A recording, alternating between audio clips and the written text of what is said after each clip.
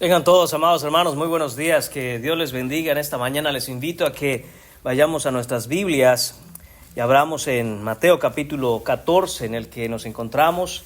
Estaremos, hermanos, dando continuidad a los versículos 22 a 33 que iniciamos el domingo pasado, en este mensaje titulado Adoración, el fruto de una fe probada. Vamos a agarrar contexto, hermanos, leyendo todos esos versículos nuevamente. Dice así la bendita y santa palabra de Dios. Enseguida Jesús hizo a sus discípulos entrar en la barca e ir delante de él a la otra ribera, entre tanto que él despedía a la multitud. Despedida la multitud, subió al monte a orar aparte, y cuando llegó la noche estaba allí solo. Y ya la barca estaba en medio del mar, azotada por las olas, porque el viento era contrario. Mas a la cuarta vigilia de la noche, Jesús vino a ellos andando sobre el mar. Y los discípulos, viéndole andar sobre el mar, se turbaron diciendo: ¡Un fantasma! Y dieron voces de miedo. Pero enseguida Jesús les habló diciendo: Tened ánimo, yo soy, no temáis. Entonces le respondió Pedro y dijo: Señor, si eres tú, manda que yo vaya a ti sobre las aguas. Y él dijo: Ven. Y descendiendo Pedro de la barca, andaba sobre las aguas para ir a Jesús. Pero al ver el fuerte viento, tuvo miedo, y comenzando a hundirse, dio voces diciendo: Señor, sálvame. Al momento, Jesús, extendiendo la mano, asió de él y le dijo: Hombre de poca fe, ¿por qué dudaste? Y cuando ellos subieron en la barca, se calmó el viento. Entonces los que estaban en la barca vinieron y le adoraron diciendo: Verdaderamente eres Hijo de Dios. Y terminada la travesía, perdón, hermanos, terminamos en el 33, ahí paramos. Oremos, hermanos. Señor y Padre, damos gracias en esta mañana, Señor bendito, alabado sea tu nombre por siempre y para siempre. Alabado sea, Señor, porque solo tú eres digno de recibir gloria, honor y alabanza. Bendito sea, Señor, tú que estás sentado en el trono de gloria, Señor. Estás sentado, Señor, sobre el círculo de la tierra, Señor, sobre el cual, Señor Padre, tú gobiernas todas las cosas con autoridad, con poder. Señor, gran majestad es la tuya, Padre, y eres digno de recibir toda nuestra alabanza y adoración. Alabado sea tu Hijo Jesucristo. Alabado sea tu Hijo al que enviaste para salvación de nuestros pecados. Bendito sea por siempre. Toda gloria sea a Él, Señor.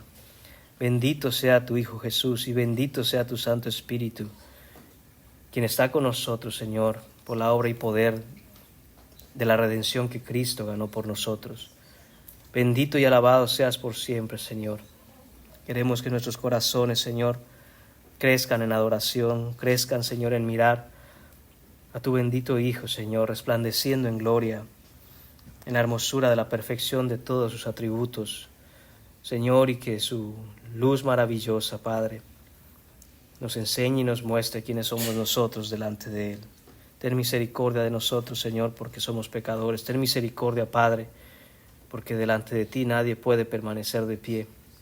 Señor, pero gracias, Señor mío, por los méritos de tu Hijo, por la justicia de tu Hijo, por el poder de tu Hijo, a que nos diste, Padre, para salvación. A Él sea toda la gloria, la honra, el honor, la alabanza por los siglos de los siglos. Aquel que está rodeado de querubines y que uno a otro dan voces diciendo: Santo, Santo, Santo, por siempre y para siempre. A Él sea la magnificencia, el poder, la supremacía, la gloria, todo sea para tu Hijo Jesús, Señor. Él es el único digno de recibir nuestra adoración y Él es el único digno de toda nuestra obediencia. Bendito sea por siempre el Señor Jesucristo. En su nombre te pedimos todas estas cosas, Señor. Amén. Pueden tomar asiento, amados hermanos.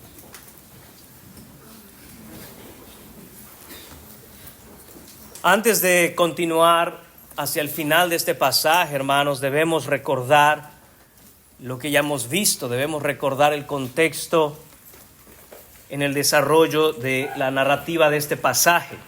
Y es que, hermanos, nuestro Señor Jesús acaba de terminar la alimentación de una gran multitud, conocida en los pasajes que tenemos en nuestras Biblias como la alimentación de los 5,000. En realidad ese título es un título que nos indica de qué trató ese pasaje, pero que no lo podemos tomar con exactitud, ya que la Escritura misma afirma que esos 5,000 eran solo los hombres que estaban ahí. Era la manera en que se contabilizaba una multitud en aquel tiempo. El número real ronda los 15,000 o 20,000 personas. Después de hacer el milagro de la multiplicación de los panes y peces, hermanos, recordemos que la multitud quería apoderarse del Señor Jesús para hacerlo su rey. Y es ahí, hermanos míos, en medio de esa situación, en donde el Señor Jesucristo inmediatamente obra de tal forma que le pide a sus discípulos que se adelanten hacia la otra orilla del mar de Genesaret y que los alcanzaría después. Recordemos, hermanos, que esta es la situación que se estaba desarrollando y por la cual, en un cuidado por las almas y los corazones de sus discípulos, Jesús quiere apartarlos de esa gran tentación. ¿Por qué? Porque los discípulos pensaban, estaban esperando un rey, sí, aquel que habían identificado con el Mesías, que es Jesucristo, pero un rey terrenal, un rey humano, un rey muy poderoso, un rey muy bueno, un rey lleno de gracia, pero batallaban con el entendimiento de esto, que este rey, quien Jesús es, no es un rey humano, no es un rey muy poderoso, no es un rey muy bondadoso, no es un rey muy compasivo. Es el Rey del universo, es Dios encarnado, no hay otro como Él. Hermanos míos, esta era la situación que estaban viviendo. Y hermanos míos, también recordemos los puntos por los que fuimos pasando la semana pasada. Fuimos cubriendo 5 de los 7 puntos en total que tenemos para este pasaje. Y les recuerdo, hermanos, de nuevo, para tener ese contexto, para tener esa información. Si no estuvo aquí el domingo pasado, usted puede utilizar los recursos que tenemos en la página de la iglesia en Facebook y el canal de la iglesia en YouTube, donde puede encontrar la parte 1 de este mensaje. Sin embargo, brevemente, hermanos, es importante que entendamos lo que ya hemos analizado, estudiado, cubierto, porque si no, nos costará mucho comprender el por qué al final de este pasaje, al final de la tormenta, la adoración a Jesucristo brilla en toda su intensidad. Vimos, hermanos míos, la comisión soberana. Cristo mismo nos envía en medio de la tormenta, envió a sus discípulos a la tormenta. Fue Jesús quien los hizo subir a la barca, fue Jesús quien les dijo que se fueran al mar, fue Jesús quien levantó la tormenta en contra de la barca. Y hermanos míos, no fue por error, fue por diseño divino. La barca en medio del mar no es de ninguna manera un accidente, no es un cálculo errado por parte de nuestro Señor Jesucristo, sino que, hermanos míos, es exactamente el diseño que Él estableció para que los discípulos entendieran y aprendieran no solo obediencia, pero también purificar, solidificar y hacer crecer su fe. Toda tormenta, hermanos míos, en obediencia a Cristo, es el escenario divino donde Dios forma y transforma nuestra fe para su gloria. Vimos también, hermanos, el punto número 2 la semana pasada, la crisis desesperante. En medio del mar, hermanos, sin tener ningún tipo de salida, con el viento en contra, descubrimos quiénes somos en realidad nosotros. Descubrimos, hermanos míos, y se nos hace evidente la naturaleza de lo que somos en realidad. La tormenta no crea debilidad en nosotros. La tormenta no hace que nuestra fe se debilite. La tormenta hace que veamos la debilidad de nosotros y revela el tamaño verdadero de nuestra fe. Y en esa revelación, hermanos, Dios nos lleva al punto donde dejamos de confiar en nosotros mismos y comenzamos a depender de Él. Punto número 3 fue la caminata sobrenatural. En la hora más oscura, Cristo se acerca a los discípulos. Cristo se dirige hacia la barca, caminando sobre aquello que aterra a los discípulos. Dios viene, hermanos míos, sobre aquello que nos aterra, demostrando de esa manera que lo que nos amenaza siempre está bajo sus pies. Y en medio del caos, su voz hace esta declaración portentosa. yo soy, dice el Señor Jesús. La fe comienza, hermanos, cuando vemos que nuestro Salvador es mayor que cualquiera de nuestras tormentas. Punto número 4 fue la confianza segura. La fe verdadera, hermanos, no pide escapar de la tormenta. Pide ir hacia Cristo en medio de ella.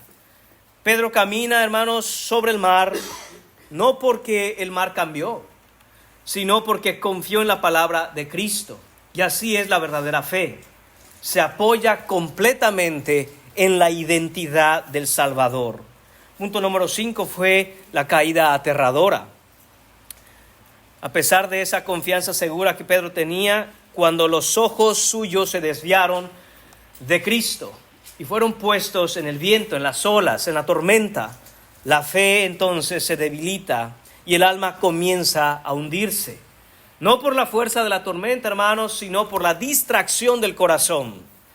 Porque donde domina el miedo, la fe flaquea. Y aquí está el punto crucial, hermanos. Todo esto, la comisión, la crisis, esa revelación de quiénes somos, el paso de fe, aún la caída, no son eventos aislados, son el proceso por el cual Cristo lleva a los discípulos a una cosa, los dirige hacia un punto: la adoración genuina, la adoración verdadera. Porque la fe que es enviada, probada, sostenida y aún, hermanos míos, rescatada en medio de su hundimiento, inevitablemente termina postrada ante el Hijo de Dios. Y es ahí donde retomamos nuestro texto entonces, hermanos. Dios llevará a los suyos a lugares donde sus fuerzas no alcanzan, donde la aflicción, donde los problemas los superan, donde la fe se debilita, donde el miedo les domina, donde el alma comienza de hecho a hundirse sin esperanza. ¿Para qué, hermanos? Para mostrarles lo que son ellos realmente y para mostrar y dejar claro quién es Jesús en verdad. Hermanos, lo hace el Señor Jesús para enseñarnos a hacer lo único que realmente importa: clamar a Cristo. O sea, hay una cosa que todos los que estamos aquí necesitamos aprender a hacer, es clamar a Cristo. No sabemos clamar a Cristo. Es allí donde surge, hermanos míos, en ese momento en que el alma se hunde, que el clamor de un corazón genuino, de un corazón regenerado, de un corazón con fe, probablemente débil, probablemente poca, pero real. Ahí, hermanos míos, el clamor surge en realidad de una manera genuina. Y esa es, hermanos míos, esas son las palabras más importantes que pueden salir de los labios humanos. Es allí donde surge, hermanos míos, el verdadero clamor a Dios. El corazón dice: Señor, sálvame. Y eso nos lleva entonces al punto número 6 de todo el pasaje, y será el primero de esta mañana. Clamor desesperado, hermanos. Estará en los versículos 30, la segunda parte del 31, pero leeré desde el comienzo del versículo 30. Hermanos, esta es en realidad, este clamor que vamos a ver ahora, es en realidad la oración más corta que podemos hacer. Es la oración, de hecho, más corta en toda la Escritura. Y aún así, es la oración que más necesitamos practicar. Dice el versículo 30, pero al ver el fuerte viento, tuvo miedo y comenzando a hundirse, dio voces diciendo. Ahí está, hermanos, el foco de nuestra atención. Dio voces, pegó de gritos, es lo que significa dar voces. Alzó su voz con gran clamor y dijo: Señor, sálvame. Al momento Jesús, extendiendo la mano, asió de él y le dijo: hombre de poca fe, ¿por qué dudaste?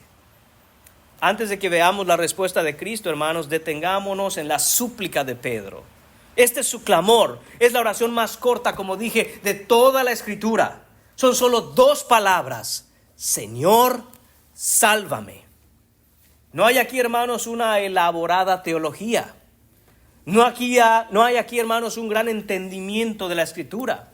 No hay ningún tipo de formalidad. No hay confesión de pecados, no hay acción de gracias, no hay una lista de logros personales. Lo único que escuchamos de la boca de Pedro y lo único que escucha Jesús salir de los labios de este hombre es el urgente y desesperado grito de clamor de alguien que se hunde irremediablemente y dice: Señor, sálvame. La oración más poderosa que un ser humano puede pronunciar, hermanos, es también la oración de clamor más simple. 2 palabras: Señor, sálvame. Pero notemos bien, hermanos, lo que esta oración contiene, porque contiene todo lo que es esencial. En ese par de palabras, contiene primero el reconocimiento de la autoridad de Cristo. Pedro dice, Señor. Contiene también el reconocimiento de la propia incapacidad. Sálvame. Contiene el reconocimiento, hermanos, de que la salvación viene solo del Señor Jesucristo. Pedro no dice, Señor, ayúdame a salvarme. No, él dice, sálvame. Reconoce que solo Jesús puede hacerlo. Reconoce que él no tiene ningún tipo de posibilidad, de capacidad o probabilidad de salvarse por sus propios medios, o de hecho salvarse por ningún otro medio. Se dirige directamente al Señor Jesucristo. Esta es, hermanos, en miniatura toda la esencia del Evangelio. Es todo un enorme bosque contenido dentro de una pequeña semilla. Jesús es el Señor Dios. Y esto es lo que está reconociendo Pedro. Y todos los que estamos aquí tenemos, hermanos, por la autoridad de la Escritura y por lo que nos señala este pasaje, la responsabilidad de reconocer a Jesús como el Dios que hizo los cielos y la tierra. Él nos hizo y no nosotros a nosotros mismos. De Él depende todo lo que existe.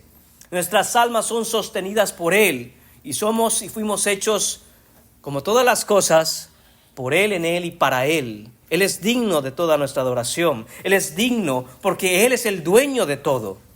Y Pedro lo reconoce y le dice, tú eres el Señor. Empieza el alma de Pedro, el corazón de Pedro, a entender que Jesucristo no es solo un rey muy poderoso. Él es el Todopoderoso que sustenta todas las cosas con la palabra de su poder. Eso es lo que significa que Pedro reconozca a Jesús diciéndole, Señor. El hombre, por causa de su propio pecado, se hunde sin poder evitarlo, sin poder remediarlo. Todos los que estamos aquí estamos, hermanos míos, metafóricamente hablando, hundiéndonos lentamente, hundiéndonos poco a poco en el mar del tiempo que nos llevará a un punto en donde expiraremos nuestro último aliento. ¿Sí? Si tú estás aquí, déjame recordarte algo. Los últimos estudios han demostrado, los grandes científicos han descubierto que 10 de cada 10 personas van a morir. Eso te incluye a ti. ¿Qué vas a hacer cuando la tormenta y los vientos contrarios y las olas del tiempo empiecen a hacer que tus pies se hundan bajo el agua de la muerte? ¿Qué vas a hacer? Hay muchas personas aquí que viven sus vidas como si esto nunca fuera a ocurrir. Hay personas aquí que viven con gran temor de que ese día les llegue. Pedro experimentó este hundimiento y reconoció una cosa: solo Jesús puede salvarme, porque Él es el Señor. Y clamó y dijo, Señor, sálvame. La salvación solo viene de Cristo, no viene del hombre, ni de ninguna otra fuente. No hay nada que te pueda salvar. Absolutamente nada puede evitar que te hundas, excepto Cristo el Señor, porque la salvación no se origina en ningún otro lugar. 2 palabras, Señor, sálvame. Pero esas 2 palabras resumen la gracia soberana, la necesidad humana, la incapacidad natural y la suficiencia absoluta del Señor Jesucristo. Y esa palabra es muy importante. Suficiencia absoluta. Cristo es suficiente. La palabra de Dios es suficiente. La gloria de nuestro Señor es suficiente. Que estemos en el Señor es suficiente. La fe en Cristo es suficiente. Hermanos, podemos tener un alto concepto del Señor Jesús. Hay personas así. Hay personas que no son cristianas, que no han puesto su fe en el Señor Jesús, que no creen en Jesús. Sin embargo, toman la Biblia, la leen y reconocen que hay sabiduría en ella. Y dicen, aunque yo no creo en Jesús, encuentro que hay sabiduría en sus palabras. Encuentro que fue un gran hombre, un hombre adelantado a su tiempo, un gran maestro, un iluminado.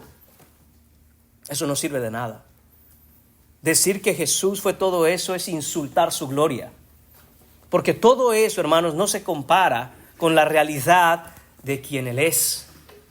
Él es el Dios que hizo los cielos y la tierra.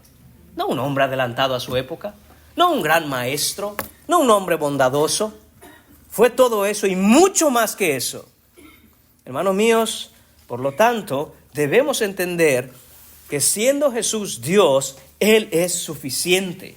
Ese gran concepto que podemos tener acerca de Jesús no es nada si no entendemos que Él es suficiente, si no abrazamos su suficiencia.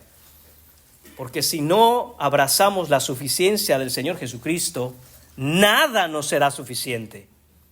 Nada nos servirá. El clamor, Señor, sálvame, es pequeño en palabras, pero es infinito en dependencia. Y si tú estás aquí sentado esta mañana, seas cristiano o no, debes desarrollar una dependencia al Señor Jesús. Cada día, depender de Él. Depender en todas las cosas que hagas. Depender en cada una de las cosas que decidas. No te apoyes en tu propio entendimiento. Porque el hombre, hermano mío, ve su camino y le parece recto, le parece derecho, le parece que es justo, pero ciertamente conducen a la muerte. Solo la palabra de Dios es justa, solo la palabra de Dios es verdadera, solo la palabra de Dios es en la que podemos hacer de ella nuestra delicia y meditar en ella de día y de noche. Y aquí encontramos, hermanos, una paradoja profundamente gloriosa en el corazón del Evangelio. ¿Por qué? Porque Pedro clama, hermanos. ¿Pero por qué clama Pedro? Hermanos, Pedro clama porque ha perdido toda esperanza en sí mismo o en aquello que lo rodea. Esa es la gran paradoja del Evangelio. Esa es la gran paradoja de la vida cristiana. Mientras aún pensaba que podía mantenerse a flote, Pedro no clamó. Mientras aún creía que podía resistir el viento, Pedro no dio voces, no gritó.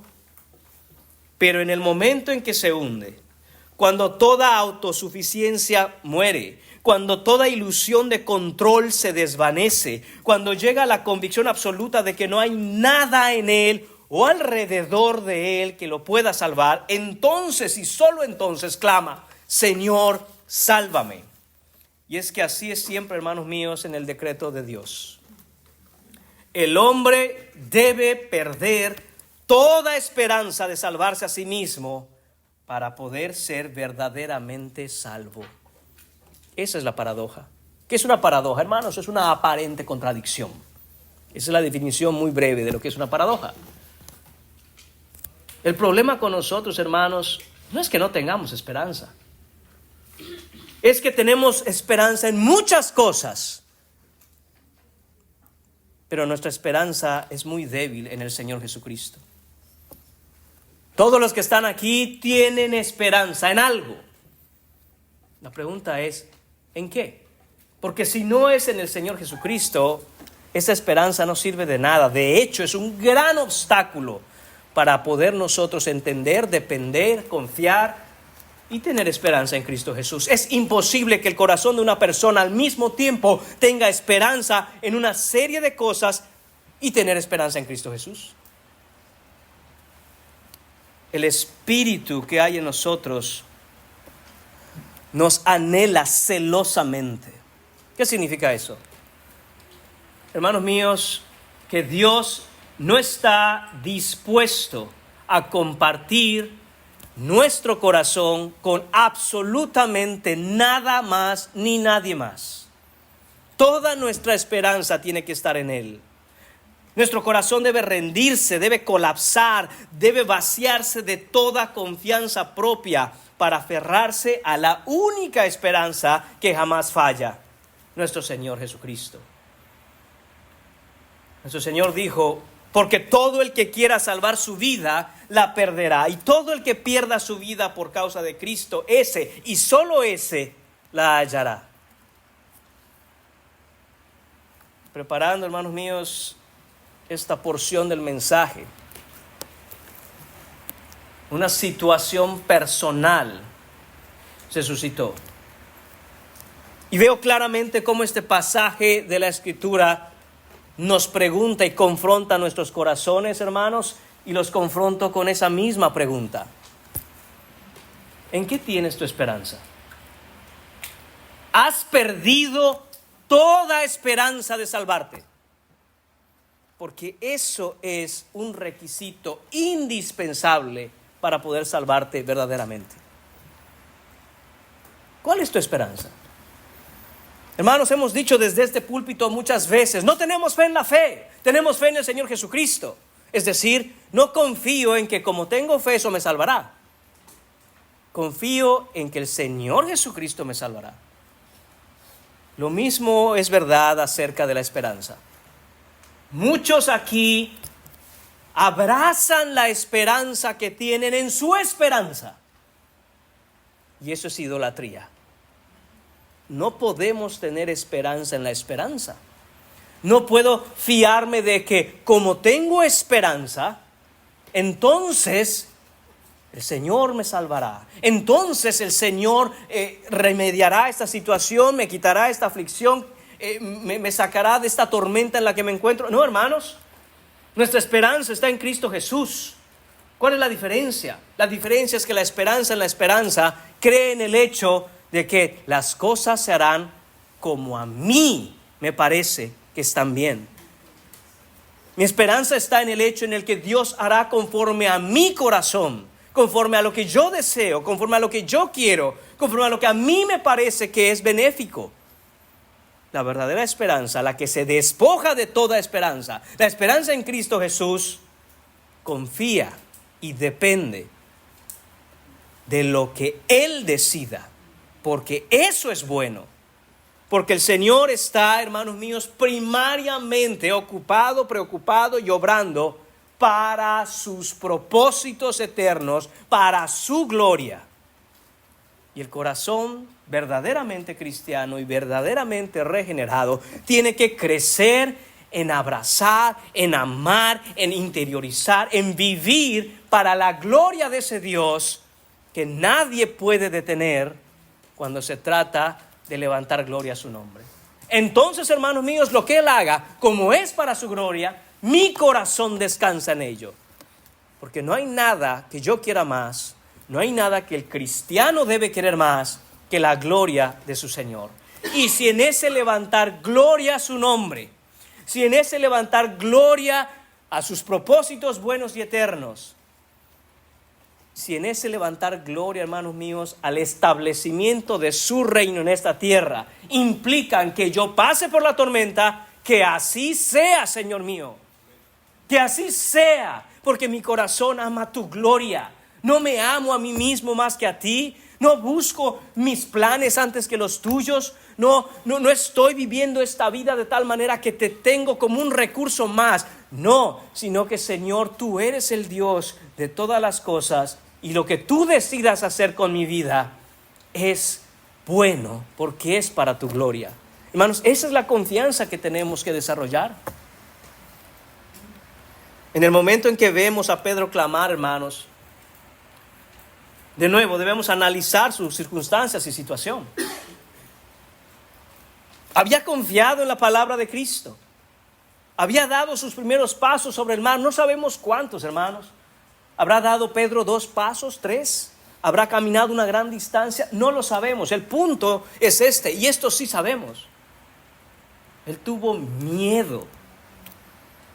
Tenía al Dios encarnado, glorioso como es, caminando en medio de la tempestad, sobre el agua. Pero quitó los ojos de la gloria de Cristo para ponerlos primariamente en su seguridad.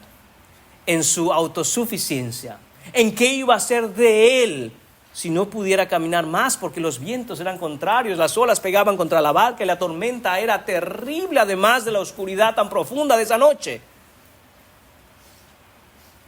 Pero hermanos, estaba presenciando la gloria de su Salvador.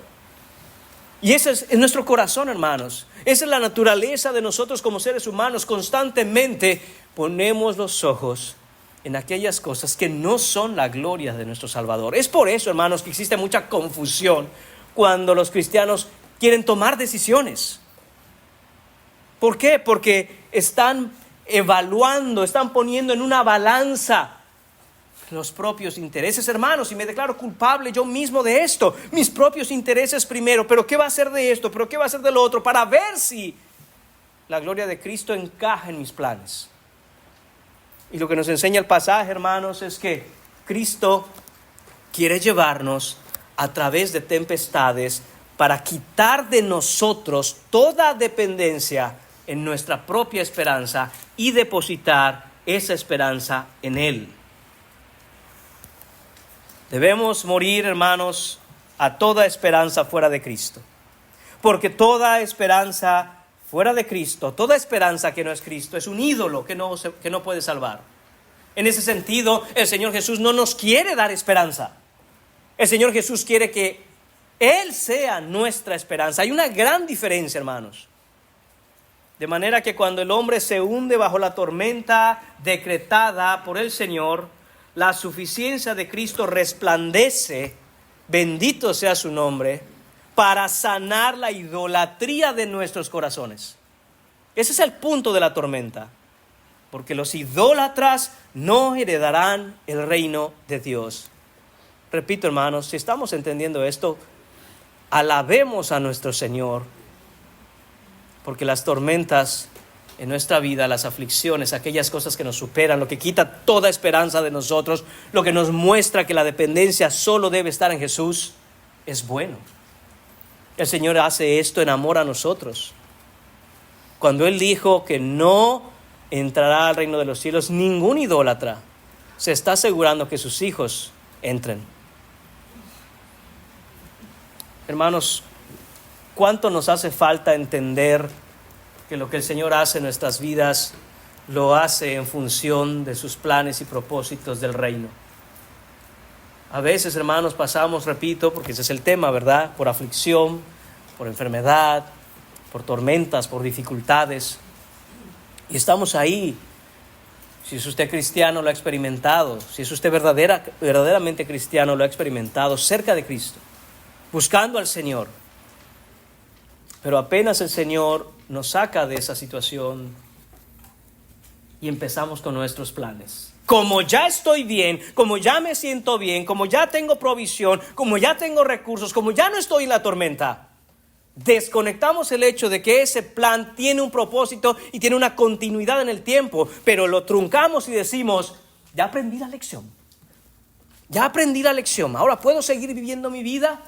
Y cuando se venga alguna otra situación como esa, entonces vuelvo a la caja de herramientas a sacar aquella herramienta que me sirve para cuando estas cosas sucedan. Hermanos, no podemos vivir así. La tormenta es parte de un plan que tiene una continuidad, un propósito, hermanos míos, que debe ser entendido, aprendido, abrazado, y debemos nosotros seguir entonces a Salvador después de lo que pasa en esa tormenta. Yo he escuchado, hermanos, y quizá usted también ha escuchado esto. Es que, ¿qué querrá el Señor enseñarme en medio de esto? Yo pensé que ya lo había aprendido.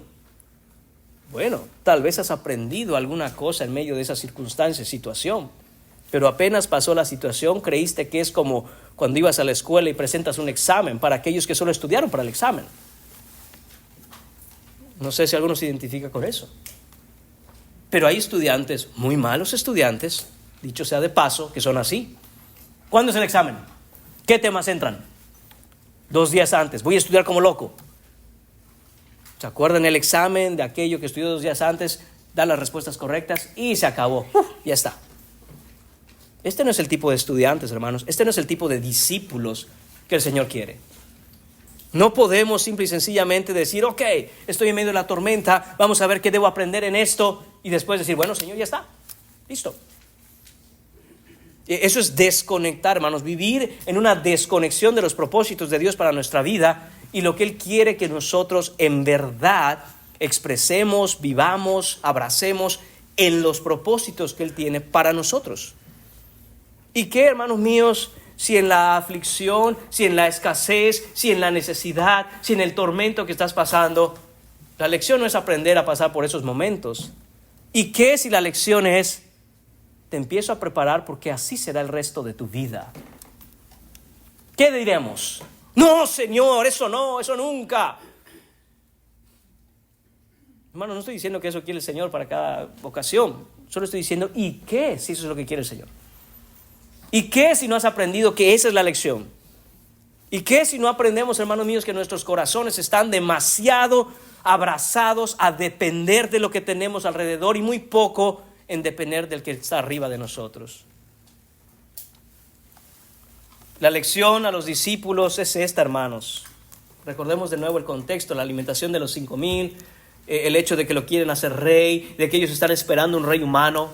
La esperanza, hermanos míos, que el Señor quiere darles es una mayor esperanza. Como dije, Él es la esperanza.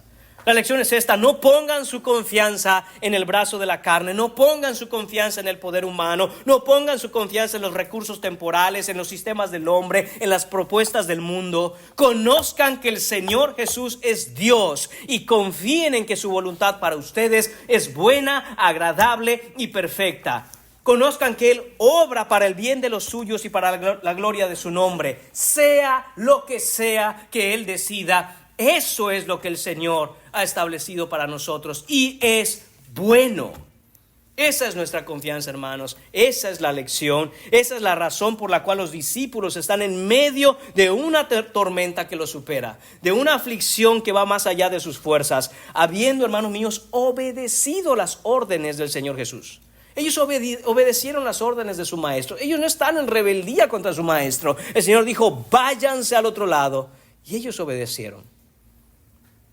Y el Señor dijo, es momento de una lección para estos muchachos, porque son tardos y necios de corazón para entender. Porque todo lo que los rodea los distrae tan fácilmente.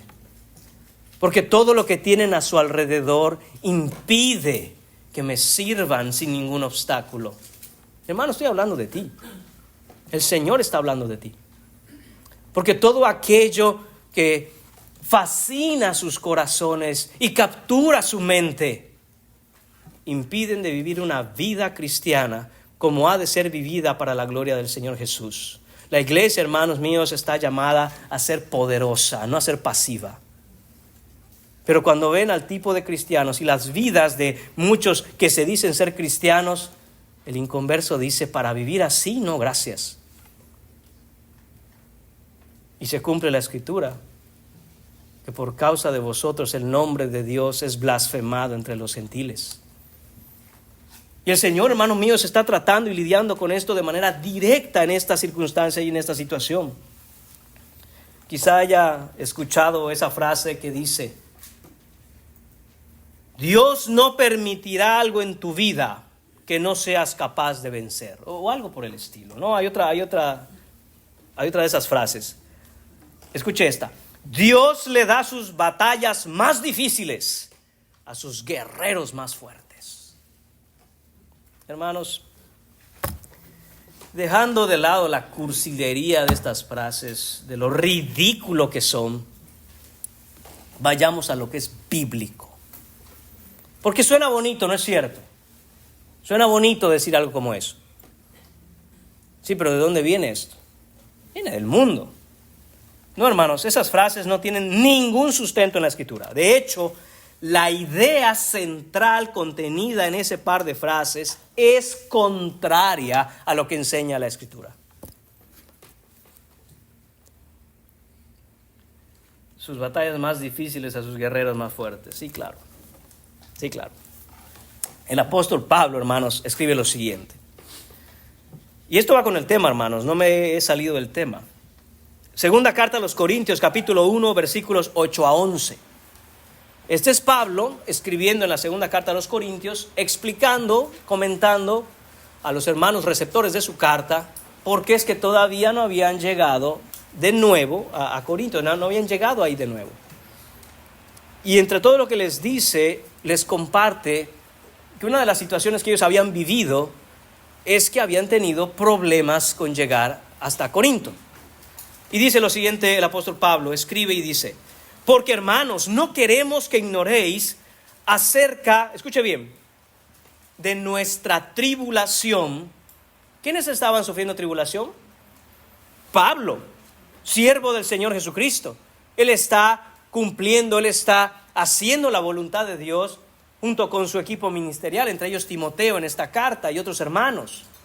Y ellos estaban pasando por tribulación. Eso ya lo hemos dejado claro desde el domingo pasado. El hecho de que nosotros estemos en el Señor Jesucristo, aún viviendo para el Señor Jesucristo, sirviendo al Señor Jesucristo, amando al Señor Jesucristo, no nos libera de ningún tipo de problema, sino más bien debemos estar preparados para enfrentar cualquier tipo de tribulación que se venga a nuestra contra. Pablo dice: no quiero que ignoréis acerca de nuestra tribulación que nos sobrevino en Asia, porque fuimos, escuche bien, abrumados sobremanera, más allá de nuestras fuerzas. Escúchese esto. En todo lo que estaban viviendo ellos, aún en la soberanía del Señor, se habían levantado problemas, tribulaciones, estaban abrumados. Y dice Pablo literalmente, este tipo de cosas que nos superaban a nosotros mismos, que estaban fuera de nuestro poder, fuera de nuestro control, más allá de nuestras fuerzas. De tal modo, escuche bien, que aún perdimos la esperanza. Pablo estaba también tratando con el corazón del apóstol Pablo y de su equipo ministerial para evitar que ante el avance del reino ellos empezaran a poner su esperanza en alguna otra cosa que no fuera el Señor. El Señor estaba tratando con ellos de tal manera, repito, de tal modo, dice la Escritura, que aún perdimos la esperanza de conservar la vida. Tuvimos en nosotros, versículo 9, sentencia de muerte. Es decir, ya nos dábamos por muertos. Veíamos todas las circunstancias y toda la situación y dijimos: Señor, hasta aquí llegamos. Vamos a morir en esto. No vamos a poder continuar. Y el apóstol, inspirado por el Espíritu de Dios, nos dice el propósito: para que no confiásemos en nosotros mismos, sino en Dios que resucita a los muertos, el cual nos libró y nos libra, y en quien esperamos que aún nos librará de tan grande muerte. Ese era el propósito, hermanos, de todo lo que estaba viviendo Pablo y su equipo ministerial en lo que estaban haciendo al llevar y expandir el reino de Dios. Si vemos, hermanos, el ministerio del apóstol Pablo, nos impresiona lo fructífico que fue. Iglesias por todas partes, gente creyendo, estableciendo ancianos en las iglesias. Hermanos, no estamos hablando de una ciudad, estamos hablando de parte de Asia. Él tenía desde entonces el objetivo de llegar hasta Roma. Estamos hablando de una extensa y vasta parte del planeta. Y Pablo, creyendo en el poder del evangelio, estaba yendo de lugar en lugar y se levantaban iglesias que amaban al Señor. Entonces tenían que pasar por estas cosas para que Pablo y su equipo no confiaran en sus propias fuerzas, no dependieran en sus propios talentos o habilidades, en sus propios recursos, sino en las cosas que el Señor estaba haciendo a través de ellos. Y alguien dirá: hermano, entonces las cosas que atravesamos siempre nos van a superar. Hermanos, lógicamente no siempre, pero especialmente en aquellos hombres y mujeres, cristianos y cristianas, aún congregaciones que empiezan a poner su corazón en su propia confianza, el Señor de manera soberana puede tratar con ese hermano, con esa hermana, con esa congregación, con ese pastor, con cualquier tipo de persona en esto, en que confíen en Él. Entonces, hermanos, yo escuché por ahí que Dios nunca dejará que enfrentemos algo más allá de lo que podemos resistir. ¿Es verdad o es mentira? Bueno, eso depende de qué hables. Con respecto a tribulación, Pues es una total mentira, porque entonces ¿cuál es el propósito de la misma? Pero tal vez estemos acostumbrados a escucharlo de una frase que es mal citada, que viene de 1 Corintios capítulo 10, versículo 13, que nos dice: no os ha sobrevenido ninguna, atención, tentación que no sea humana, pero fiel es Dios que no os dejará ser tentados más de lo que podéis resistir, sino que dará también juntamente con la tentación la salida para que podáis soportar. Hay una gran diferencia, hermanos míos, entre lo que el Señor hace con nosotros a través de las tribulaciones y las pruebas, y diferente es aquello que nos tienta a pecar. En cuanto a la tentación de hacer pecado, el Señor nunca permitirá que esa tentación sea más fuerte de lo que podemos resistir. De modo que cada que pecamos porque decidimos hacerlo, no porque la tentación fue más fuerte que nosotros. Y ahora, hermanos, la respuesta del Señor Jesús. Note esto. El versículo 31 dice: al momento Jesús, extendiendo la mano, asió de él. Lo agarró, lo tomó con firmeza. Su respuesta, hermanos míos, es inmediata, al instante. Eso, hermanos, nos muestra que cuando tu fe se hunde, la mano de Cristo no titubea ante el clamor de tu alma. Tenlo por seguro. Ante tu clamor, el Señor no retrasa el extender su brazo poderoso para asirte, para tomarte. Esto es al momento, al instante, prontamente, sin demora, sin una evaluación del caso, sin un formulario de solicitud, sin tiempos de espera, hermanos. La poderosa mano de Cristo alcanza a Pedro en el momento instantáneo en que Pedro clama. Ahí está el Señor Jesús, no antes, porque el hundimiento aún estaba cumpliendo su propósito santo de despojarlo de toda autosuficiencia. No después, porque el Señor de la gloria nunca llega tarde, sino en el instante preciso en que toda su esperanza fue transferida completamente al Señor Jesús. Pedro cayó por mirar la tormenta, pero fue levantado por clamar a Cristo. Eso es lo que tú haces, hermano. Eso es lo que tú estás haciendo. Porque constantemente estamos atravesando cosas que nos superan. Entonces deja de hacerte el fuerte. Deja de hacerte el optimista como el mundo lo pone, de que todo te va a salir bien. ¿Cuánto necesita el Señor levantar tormenta, viento contrario? ¿Qué tan oscura tiene que ser la noche de tu alma para que empieces a clamar? Aprende a clamar rápido. No esperes. No esperes a que las cosas empeoren. No esperes poniendo tu esperanza, valga la redundancia, en algunas otras cosas. Si esto no sale, pues pasa esto. Si esto no me resulta benéfico, pues todavía me queda esto. Cuando ya no quede nada, bueno, siempre puedo confiar en el Señor Jesús. No ofendas al Señor así. Ve corriendo al Señor Jesús instantáneamente. Instantáneamente. Y ahí está la lección, hermanos. No es la perfección de tu fe lo que te sostiene. Es la persona perfecta en la que tu fe está puesta. Eso es lo que te sostiene. No es que tan fuerte te aferras tú a Cristo. No es así, hermanos. Tu confianza está en qué tan fuerte es el Cristo que se aferra a ti. Él es el fuerte. No uno, no nosotros.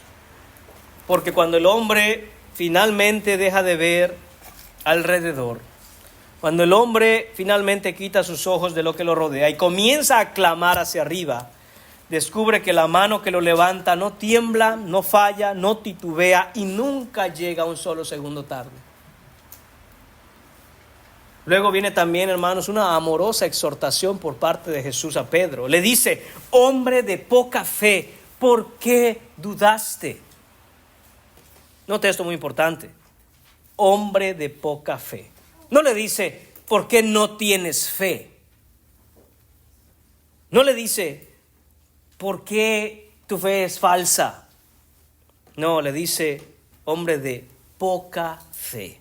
Poca fe, hermanos, es fe real. Es fe real, aunque insuficientemente ejercitada. Fe genuina, pero que no ha alcanzado la madurez necesaria. Una fe débil, pero aún la fe débil de Pedro no anuló el brazo poderoso de Cristo Jesús. Y es que esta expresión poca fe o hombres de poca fe es un término que Jesús usa exclusivamente en el Evangelio de Mateo y lo hace siempre y también exclusivamente para con sus discípulos. Nunca lo usa con los fariseos, con los extraños, lo usa con los suyos, con los que le pertenecen. Lo que significa, hermanos, algo enormemente alentador. El Señor exhorta a los de poca fe porque aunque pequeña, tienen una fe genuina. Y hermanos míos, y aunque la fe sea poca, el Señor salva. Si no tuviéramos fe alguna, no habría entonces la exhortación, hombres de poca fe. Y hermanos, hay que reconocer que todos somos Pedro. Hay que reconocer que todos somos hombres y mujeres de poca fe. Porque apenas empieza a mover esa balsa de tu vida, hermanos, como dicen por allá, andamos como gallinas sin cabeza. Y el Señor nos dice, hombre de poca fe, mujer de poca fe, ¿por qué dudas? Esta, aunque es una exhortación, hermanos, es una exhortación en amor.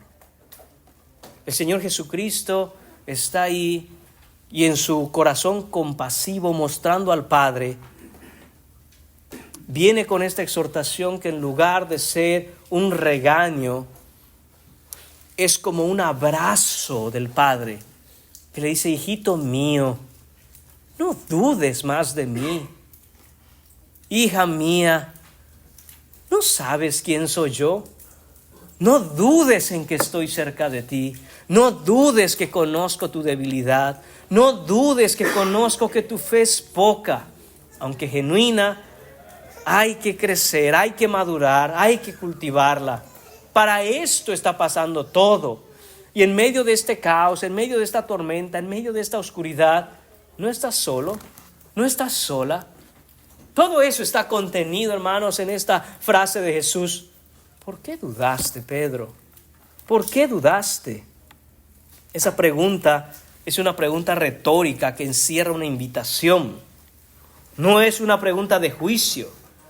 Podríamos considerar que esta pregunta es una pregunta pedagógica, es decir, que tiene el propósito de enseñar algo.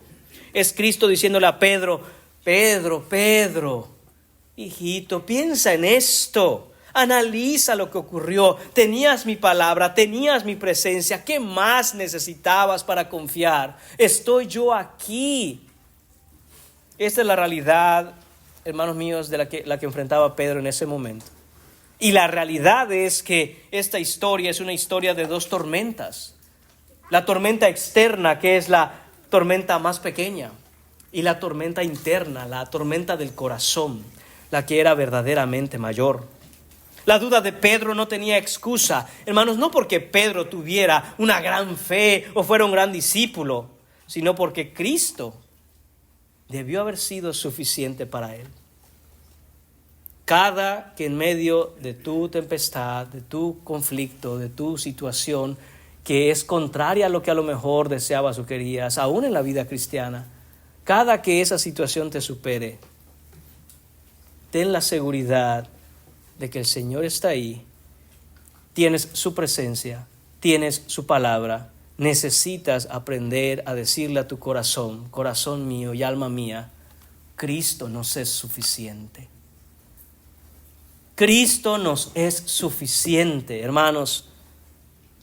Parecería algo innecesario tener que decirlo, pero se necesita mucho. Hermanos, somos cristianos, Cristo nos es suficiente, por eso es que somos cristianos. Si Cristo no nos fuera suficiente, entonces seríamos cualquier otra cosa, pero no cristianos. Pero cristiano, hermano, es aquel que ha entendido que Cristo basta. Cristo no es una cosa más entre muchas que puedas tener en la vida. Cristo es lo único que realmente tienes, hermano. Nada más. Nada más tienes. Mira todo lo que posees, entre comillas. Nada de eso te vas a llevar y nada de eso te va a salvar. Lo único que realmente tienes si eres cristiano es a Cristo. Y nada más. Y absolutamente nada más. Eso es siempre así, hermanos, en cuanto a las respuestas que el Señor nos da en medio de nuestra tribulación. Siempre la respuesta del ¿por qué estoy viviendo esto? La respuesta de, pero ¿cuál es la lección que tengo que aprender? Pero ¿cuál es el propósito en medio de toda esta situación para mi alma? Pero ¿por qué? Pero lea Job, hermano. Tenía también muchas dudas y ciertamente dijo muchas palabras. Pero al final todo se resume en Dios contestándole, yo soy suficiente. Es todo. No vamos a entender los propósitos últimos y eternos del Padre, que Él tiene en su sola potestad. Pero sí, hermanos, vamos a entender y debemos crecer en que Él es suficiente. Y por último, hermanos, el punto número 7, confesión divina. Este es el clímax, la cúspide. Con esto cerramos, hermanos, estos versículos con respecto a Jesús andando sobre el mar. Versículos 32, 33. Esta es la adoración que surge como fruto de la fe que es probada. Recuerda el título de la predicación. Adoración, el fruto de una fe probada. La fe es probada, hermanos míos, con el objetivo, con el propósito, con la intención de producir en nuestros corazones una adoración más real, más genuina, más viva.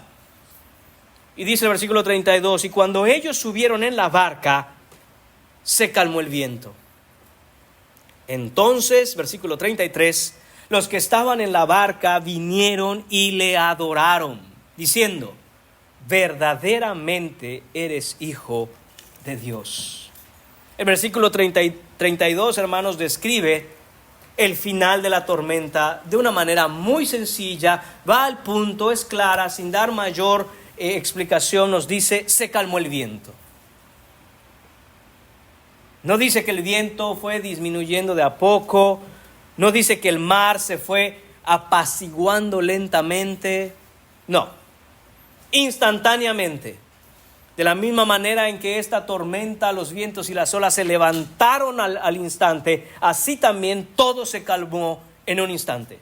Todo terminó, se detuvo instantáneamente, punto final. El mismo Jesús que caminó sobre el agua fue el mismo que calmó la tormenta. Él manda a los elementos de la creación y la creación obedece a su creador. Los vientos, el agua, aún la misma oscuridad que estaban sobre ese lago esa noche, escucharon de nuevo la voz que los formó, pero esta vez dándoles una orden, y todo se calmó. Recordemos Mateo capítulo 8, versículo 27, ese fue el primer milagro en el que Jesús calmó una tormenta también. Los discípulos se preguntaban, asombrados, ¿qué hombre es este que aún los vientos y el mar le obedecen? Pero los discípulos han estado con Jesús más tiempo, han pasado los capítulos, han visto más milagros, han escuchado al Señor Jesús predicar con poder y autoridad.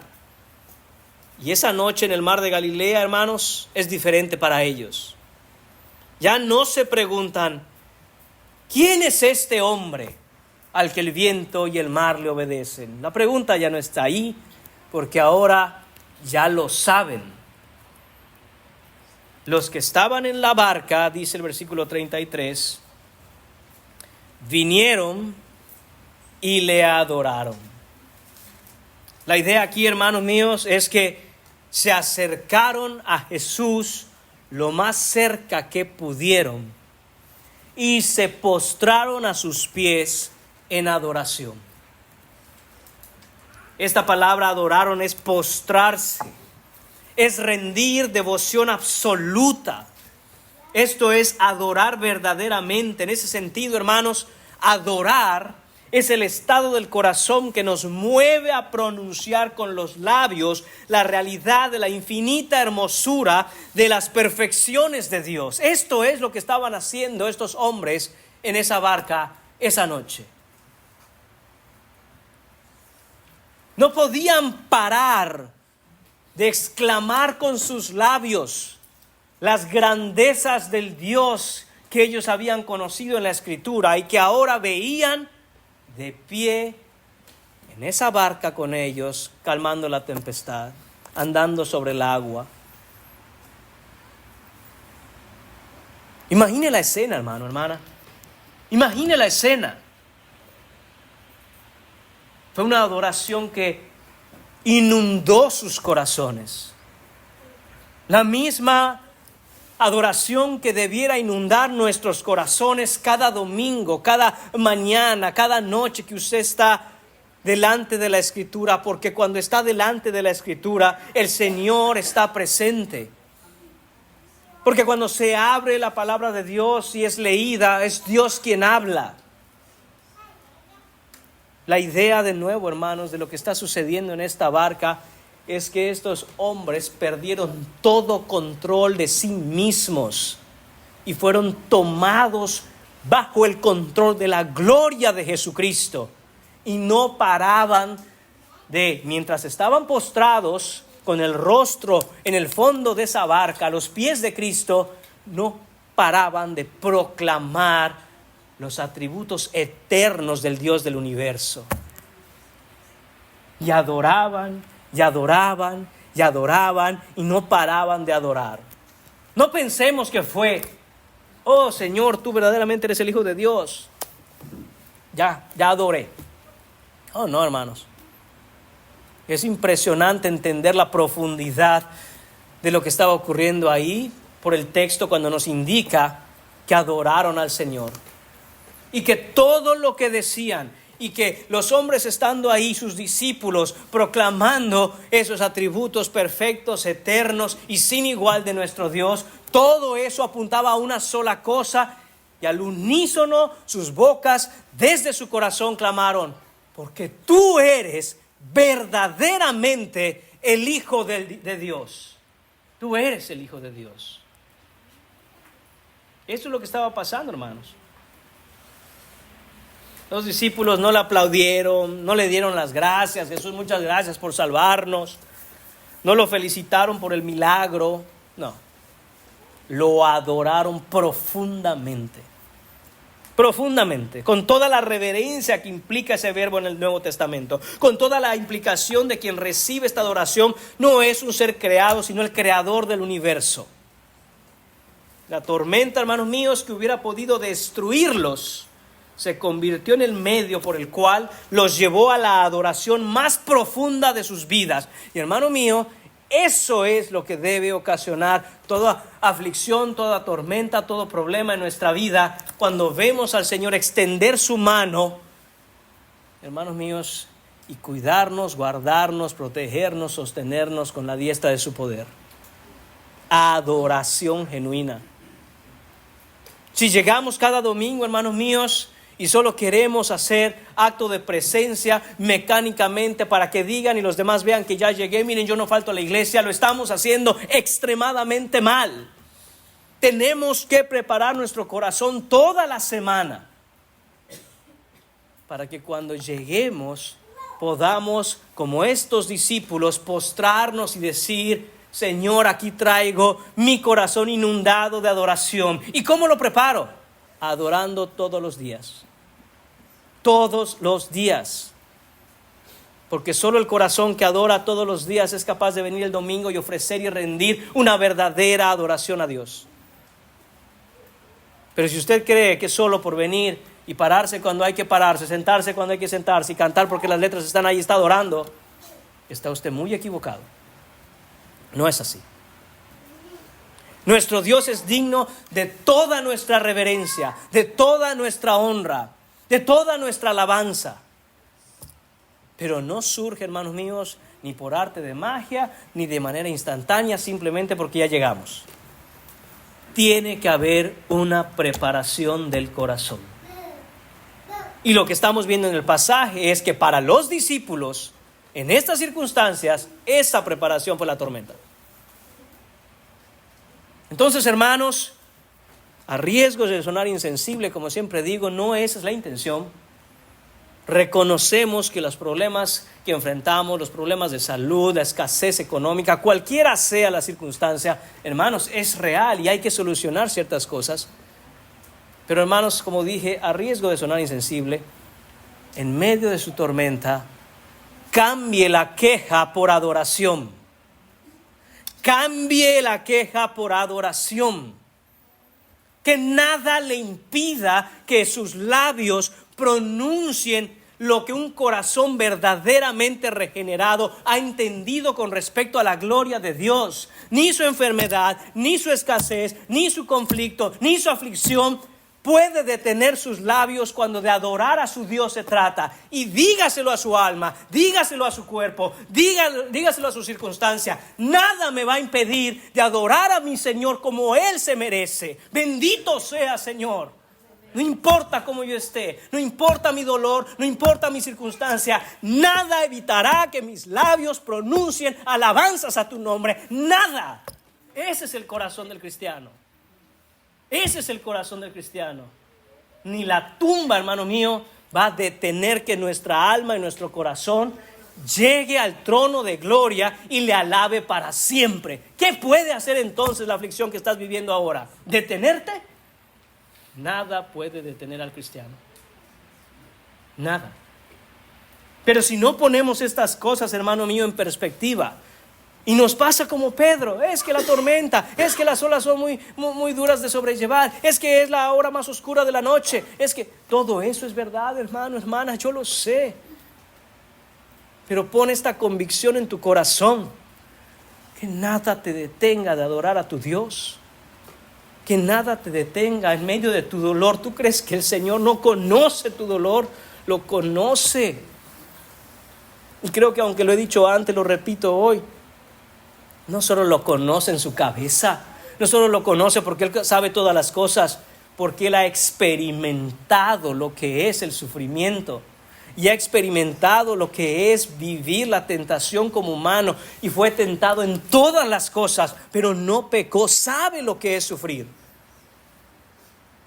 A veces no nos sentimos quizá cómodos, hermanos, compartiendo nuestro sufrimiento o nuestro dolor con alguien más, porque dices que no me entienden. Y hay mucho de cierto en ello, hermanos. Una persona aún honesta y genuinamente tratando de entender el dolor de otro, no lo podemos entender realmente como lo está experimentando la persona. Tratamos de ser empáticos y buscamos, hermanos, y debemos buscar alentar a nuestros hermanos con la Escritura.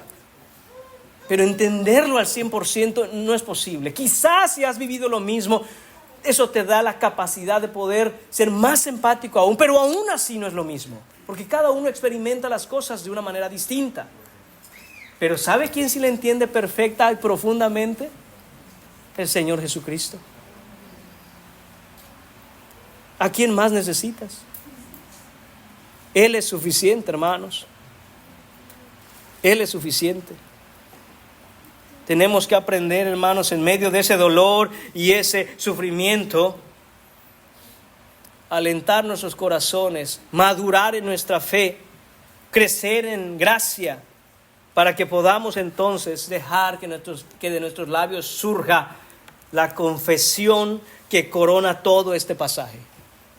Verdaderamente eres el Hijo de Dios. Verdaderamente, indiscutiblemente, ciertamente, indudablemente, no probablemente, no posiblemente, no desde cierta perspectiva interpretativa, no, verdaderamente, con certeza absoluta, fuera de toda duda razonable, tú, Señor Jesucristo, eres el Hijo de Dios y no hay otro fuera de ti, no hay Dios fuera de ti, tú eres el único. Este es el clímax teológico, hermanos, hacia donde Mateo nos ha estado dirigiendo desde el primer capítulo de su evangelio. Ha ido en progresión y ha preparado su argumento para que lleguemos a este punto. El ángel Gabriel en el capítulo 1 dijo a María: llamarás su nombre Jesús, porque Él salvará a su pueblo de sus pecados. La voz del Padre en el bautismo declaró: este es mi Hijo amado en quien tengo complacencia. La voz del Padre en la transfiguración más adelante repetirá lo mismo. Este es mi Hijo amado en quien tengo complacencia. Y Pedro en el capítulo 16 de este evangelio también declarará, hermanos, tú eres el Cristo, el Hijo del Dios viviente. Todo esto, hermanos, es lo que Mateo ha estado ajustando, programando para que nosotros podamos ver la gloria de Cristo. Pero antes de todo eso, aquí, hermanos, en el mar de Galilea, estos hombres empapados, atemorizados, temblando, pronuncian la confesión que es la verdad central de todo nuestro evangelio, que Cristo es Dios y solo Él salva. Y no podemos pasar por alto, hermanos, como Mateo nos presenta, de hecho, una ironía providencial aquí, porque esta confesión, esta declaración, la proclamación de quién es Cristo, la pronuncian no los escribas, no los fariseos, no los teólogos del templo, la pronuncian un montón de hombres comunes y corrientes, pescadores asustados, cansados, que acababan de sobrevivir a una terrible tormenta. Porque Dios frecuentemente revela sus más profundas verdades a los más humildes, a los quebrantados, a los que acaban de ser arrancados del fondo del mar por la mano del Salvador. No a los que se creen ser algo siendo nada, no a los que creen que tienen recursos, no a los que se creen muy inteligentes, no a los que se creen muy experimentados. De esto es lo que se dieron cuenta los discípulos, hermanos. Debieron haberse dado cuenta de que estaban viviendo literalmente lo que nos dice el Salmo 107, particularmente los versículos 23 a 32. Déjenme leérselos. Los que descienden al mar en naves y hacen negocio en las muchas aguas. Estos eran los pescadores, estos eran los discípulos. Ellos han visto las obras de Jehová y sus maravillas en las profundidades, porque habló e hizo levantar un viento tempestuoso que encrespa sus ondas. Ese fue el Señor Jesucristo. Suben a los cielos, descienden a los abismos, sus almas se derriten con el mal, tiemblan y titubean como ebrios y toda su ciencia es inútil. Estos eran los discípulos. Toda su experiencia, todo lo que sabían acerca del mar, los años que habían experimentado en ese mismo mar, toda la sabiduría que les había dado la experiencia de sus años, no sirvió de nada. Entonces claman, dice el versículo 28, claman a Jehová en su angustia y los libra de sus aflicciones. Esto es lo que había sucedido. Cambia la tempestad en sosiego y se apaciguan sus ondas. Esto es lo que hizo Jesús. Luego se alegran porque se apaciguaron y así los guía al puerto que deseaban. Y versículo 31. Alaban la misericordia de Jehová y sus maravillas para con los hijos de los hombres. Y versículo 32 dice, exáltenlo en la congregación del pueblo y en la reunión de ancianos lo alaben. Termina en adoración, hermanos. Lo que nos enseña algo.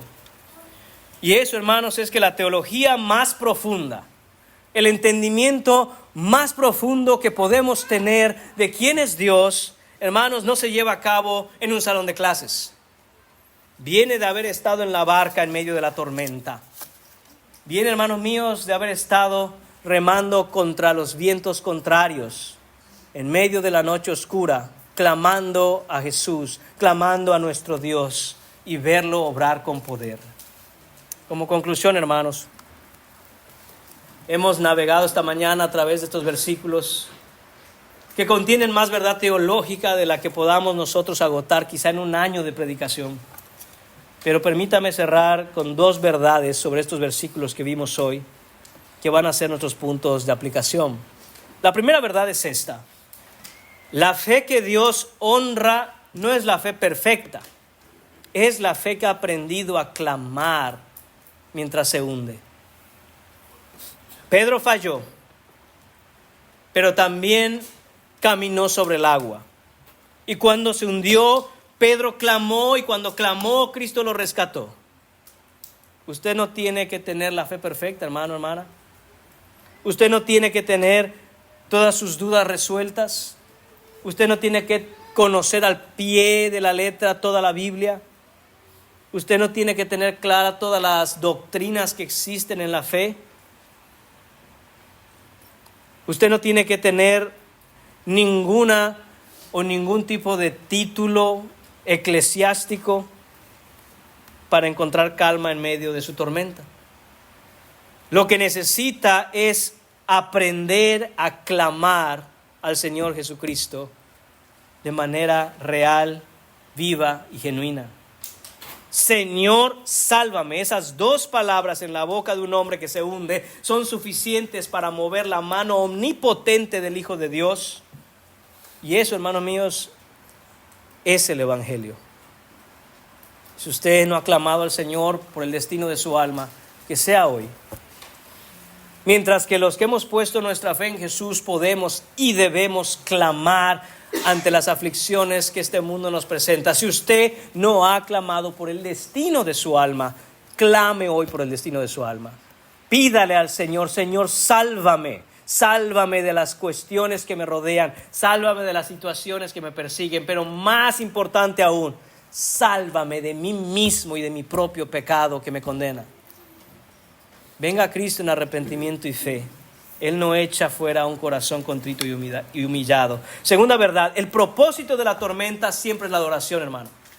El propósito de la tormenta siempre es la adoración. Mateo no termina este pasaje con un Pedro sentadito en la orilla, seco, los muchachos del grupo de los discípulos ya recuperados, tranquilos. No, hermanos. No termina con un mar calmado. No termina con los discípulos durmiendo plácidamente, termina con los discípulos postrados ante el Hijo de Dios, pronunciando la confesión más importante de sus vidas. La tormenta no fue un accidente del que sobrevivieron. La tormenta fue el instrumento soberano por el cual Dios los condujo desde la confusión hasta la adoración, desde el miedo hasta la fe, desde la pregunta: ¿quién es este hombre?, hasta la respuesta que lo cambia todo: verdaderamente, Jesús, tú eres el Hijo de Dios. La próxima tormenta que enfrente, o la tormenta que esté enfrentando, no se pregunte: ¿cómo salgo de esto? No se pregunte: ¿cuál es la lección que debo aprender? Aunque esas son cosas necesarias, primariamente y en última instancia, la pregunta que debemos hacernos es esta: Señor, ¿qué estás tú revelando acerca de tu Hijo Jesucristo mientras estoy en esta tormenta? Dame ojos para ver su gloria y adorarle. Eso es lo que debemos pedir, hermanos. Porque invariablemente al otro lado de cada tormenta diseñada por la providencia de Dios, hay una revelación más profunda de quién es su Salvador. Y esa revelación más profunda de quién Él es siempre conduce a una adoración más profunda. Verdaderamente eres Hijo de Dios, Señor Jesucristo. Eso no fue solo la confesión de los discípulos en una barca, es la confesión de todo aquel que ha sido rescatado del infierno eterno por la mano poderosa de Dios. ¿Has sido rescatado por el Señor Jesús? ¿Puedes decir que tu alma ha sido rescatada del infierno? Si es así, adórale, adora a tu Señor, ríndele adoración, gloria, alabanza y majestad, porque Él es digno de recibirla. Si no, hoy debe ser el día en que clames a Él, y Él te responderá, porque Él no echa fuera un corazón contrito y humillado. Él no echa fuera un corazón lleno de arrepentimiento de pecados, y es por la fe que Jesús puede ser nuestro Salvador hoy. Eso es lo que necesitamos para recibir vida eterna. Que hoy sea el día en que entregues tu vida a Cristo Jesús para salvación. Oremos. Señor y Padre bendito, alabado seas nuevamente, Señor. Bendito, exaltado, glorioso seas, lleno de gracia y de verdad, lento para la ira y grande en misericordia. Señor, te rogamos que nuestros corazones sean capturados de tu gloria, de tu palabra, de tu majestad, y podamos postrar nuestros corazones ante ti, Señor, y nuestras bocas proclamen adoración genuina, Señor.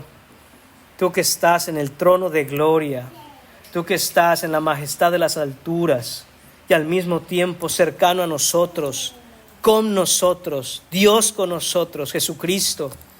Alabado seas por siempre y bendito seas. Señor, que tu iglesia cumpla el propósito para el cual, Señor, tú la estableciste. Porque te has separado un pueblo para ti, Señor, celoso de buenas obras. Señor, te has separado un pueblo para ti que te adora, que te alaba, que te ama, que te sirve, que levanta gloria a tu nombre. Y que en medio de cualquier dilema, de cualquier tempestad, de cualquier conflicto, nada impedirá que tu iglesia avance y nada impedirá, Señor, que tu pueblo alabe tu nombre, porque vives en la alabanza de tu pueblo. Señor, perdónanos cuando diferentes circunstancias, Señor, han logrado el objetivo que el enemigo quiere, que nos callemos la adoración que tú mereces, que cerremos nuestra boca, Señor, a adorarte y empecemos a hablar, Señor, del poder de la tormenta, de la oscuridad de la noche o de la violencia de las olas. Señor, ayúdanos a tener la perspectiva divina. Ayúdanos, Señor, a que nuestra mente sea cautiva de tu palabra y nuestros corazones, Señor, sean siervos para tu gloria. Te pedimos todo esto, Señor, no porque lo merezcamos, sino porque tú eres digno, tu Hijo es digno. La gloria sea para Él. En el nombre de Jesús lo pedimos. Amén.